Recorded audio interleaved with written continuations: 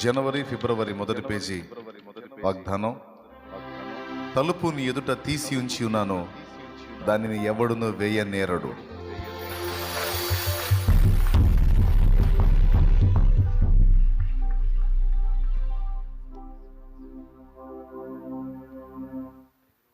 నలుగురు నవ్విన నవ్వులే సూక్తి అండి. దేవుడు నీ మెడలో వేసే పువ్వులు.